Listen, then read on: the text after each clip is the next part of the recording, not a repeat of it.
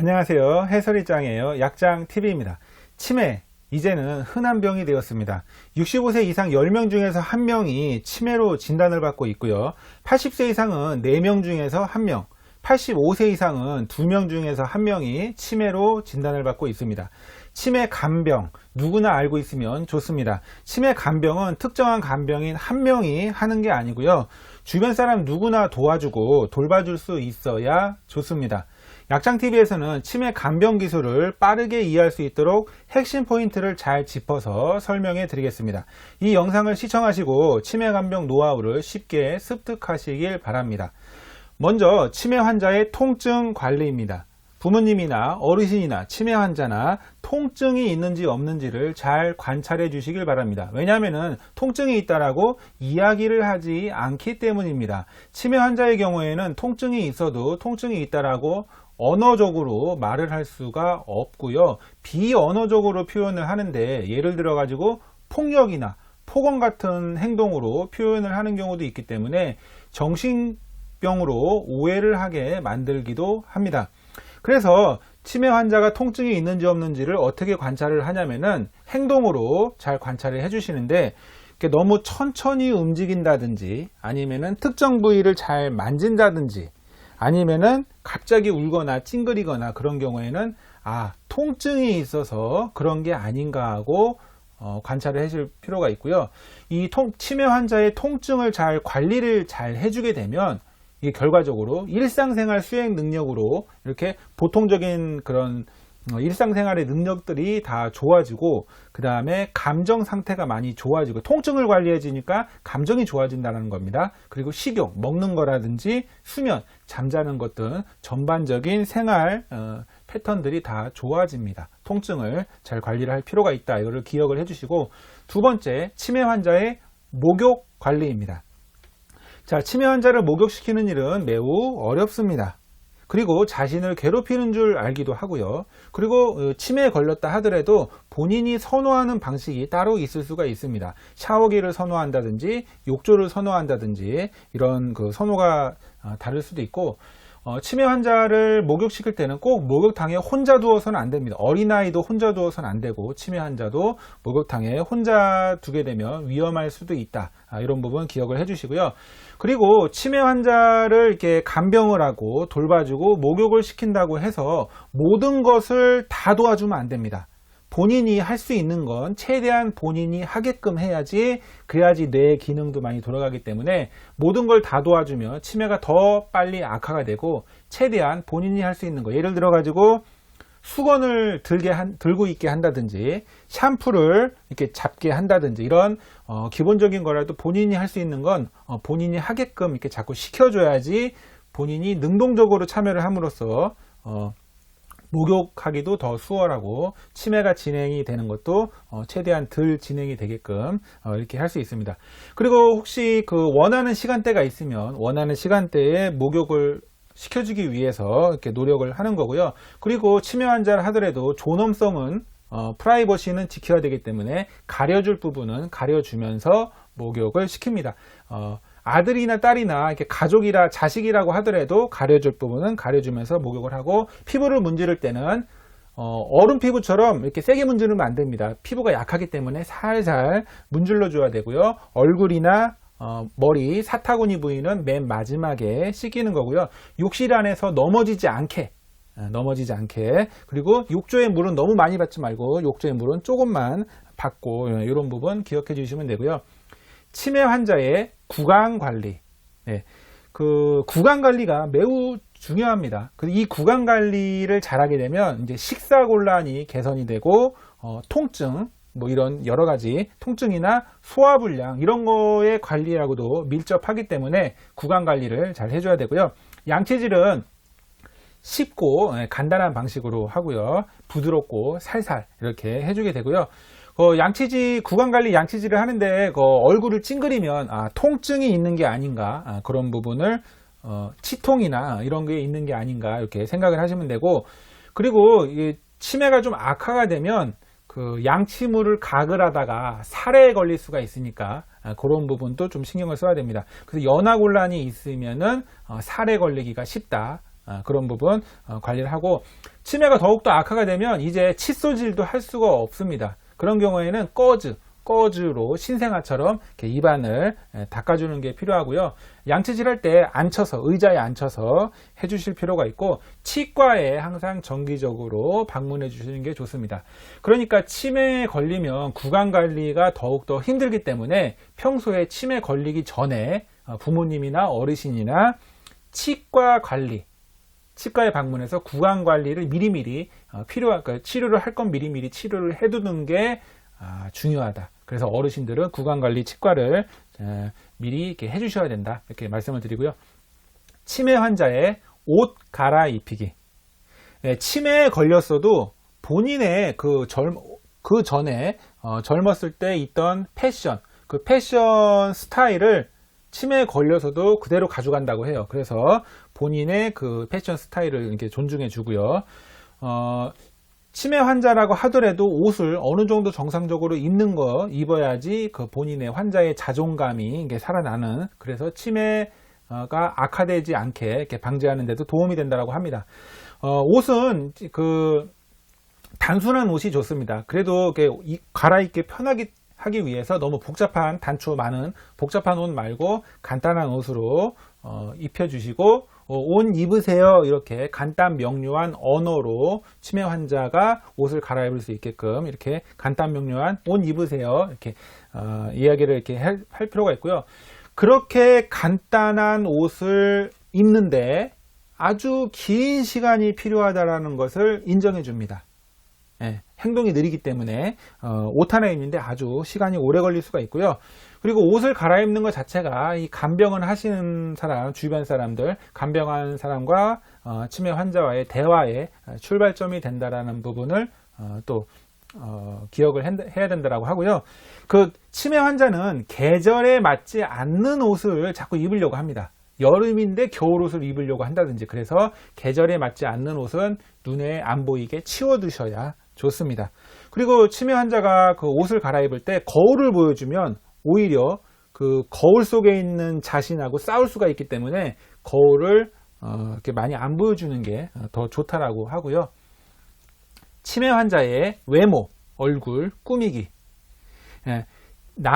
치매 남성 노인 같은 경우에는 면도를 잘 해주셔야 됩니다. 면도를 이렇게 잘 해주셔야 되는데, 칼로 된 면도날로 된 면도기 말고 전기 면도기로, 안전하게 피가 나지 않게 전기 면도기로 해주시는 게 좋고요. 본인한테 하라고 하지 말고 누가 옆에서 딴 사람이 간병인이 해줘야 좋습니다. 여자 치매 노인 같은 경우에는 화장을 좀 해주실 필요가 있습니다. 왜냐하면 치매 노인이라고 해서 화장을 안 하는 게 아니고 간단한 게 분이라도 이렇게 화장을 하는 척이라도 이렇게 해주시는 게 좋고, 머리를 빗길 때는 환자 스스로 좀 이렇게 본인이 능동적으로 좀 할 수 있도록 약간 이제 능동적인 참여를 유도하는 게 좋고요.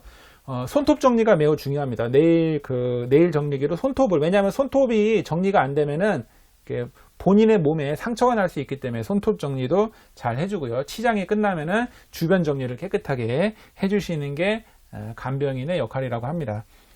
치매 환자의 화장실 데려가기. 치매 환자는 변이를 느껴도 그거를 내가 화장실 가고 싶다라고 표현할 수 있는 능력이 상실되기 때문에 주변 사람들이 알아서 데려가야 됩니다. 그리고 화장실을 이동하려고 해도 여기서 저까지 화장실을 갈 수 있는 그 육체적인 그런 이동 능력이 떨어지시는 경우가 많고, 심한 경우에는 화장실이 어딘지를 찾지를 못합니다. 안방에서 자기 집에 있는 화장실을 가려고 해도 찾지를 못하는 경우가 있기 때문에, 그래서 어떻게 해야 되냐면은 파악을 하는 거죠. 원래 하루에 몇 번, 어느 정도 시간대에 화장실을 계속 갔으면 이제 치매가 악화가 되면 이제 그 시간이 되면은 간다고 안 해도 알아서 데려가야 됩니다. 알아서 주기적으로 이렇게 데려가야 되고, 치매가 대소변을 잘 가리시던 분도 치매가 악화되면 악화될수록 이 뇌 기능이 떨어지기 때문에 대소변 조절 능력이 계속 떨어진다라는 것을 기억을 해주시고, 그 다음에 요실금이나 요로 감염이나 치매약 자체의 부작용으로도 대소변 조절 능력이 점점 떨어질 수가 있다. 그래서 치매 환자분이 옷이 축축하다든지 아니면 몸에서 냄새가 난다, 이런 경우에는 대소변을 실수를 하셨구나, 이렇게 바로 알아차릴 수 있는 그런 이렇게 관찰이 이렇게 많이 필요합니다. 그리고 반대로 변비에 또 걸릴 수가 있기 때문에 변비를 예방하기 위해서 주기적인 운동, 섬유질 섭취, 그리고 수분 섭취를 이렇게 잘 이렇게 해주시면은 좋습니다. 그리고 화장실에 데려가서도 환자의 존엄을 많이 신경을 써줘야 되고, 이 화장실을 쾌적하게, 화장실 자체 관리가 매우 중요하다고 해요. 화장실을 좀 개조를 해서 이렇게 화장실에서 좀 손잡이, 어디를 잡을 수 있는 그런 손잡이 같은 게 있으면 좋고, 바닥에 걸리지 않게, 화장실을 가다가 문턱을 많이 없애기도 합니다. 문턱을 없애서 가다 걸려서 넘어지지 않게, 그리고 화장실 변기를 잘 알아볼 수 있게끔 변기를 칼라, 이렇게 색깔이 있는 그런 커버를 씌워주는 것도 도움이 된다고 합니다. 그리고 치매가 점점 악화가 될수록 성인용 기저귀를 준비해 두셔야 되고요. 치매 환자의 식사, 물 섭취. 치매에 걸리면은 식습관이 변하고 밥을 먹어야 할 시간도 이렇게 잘 모르게 되고, 물 섭취도 엉망이 된다고 해요.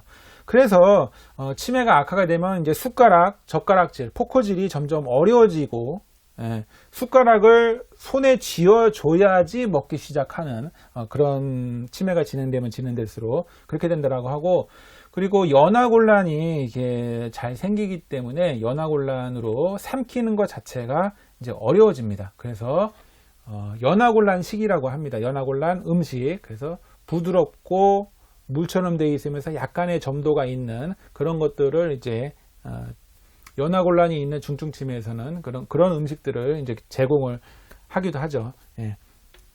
그래서 어쨌건 이 음식 섭취를 잘하게, 영양 섭취를 잘하게 하는 그런 돌봄이 이상한 행동 문제나 육체적으로 몸이 악화가 되는 것을 예방해 주는 길이기 때문에, 치매 환자는 음식, 치매 환자뿐만 아니라 자기 부모님, 어르신들, 연세가 많으신 분들은 항상 식사를 잘 하시는지, 물을 충분히 섭취를 하시는지를 잘 이렇게 관리를 해주고, 양질의 단백질이 많은 풍부한 그런 음식들을 잘 제공을 해줘야 됩니다.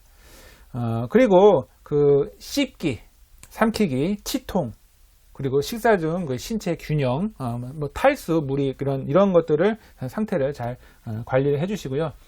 치매 환자의 낙상 관리, 넘어지는 거죠.